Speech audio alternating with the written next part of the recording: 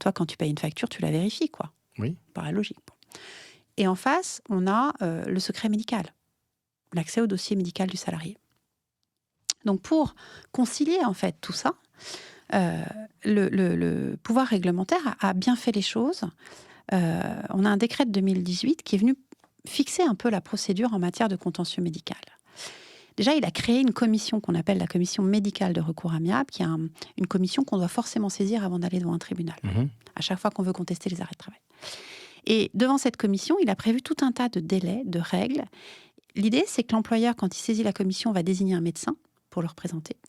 Et donc, le service médical de la caisse va devoir transmettre à ce médecin, donc on respecte le secret médical, c'est entre médecins, Oui. les éléments relatifs au dossier en question. Pas tout le dossier médical du salarié, on Oui, s'entend. bien sûr. Non, voilà. Et donc, le médecin conseil de l'entreprise fait son analyse et dit, on continue, c'est contestable ou ça ne l'est pas. En fait, il regarde s'il y a une cause totalement étrangère qui explique une partie des arrêts. Bon.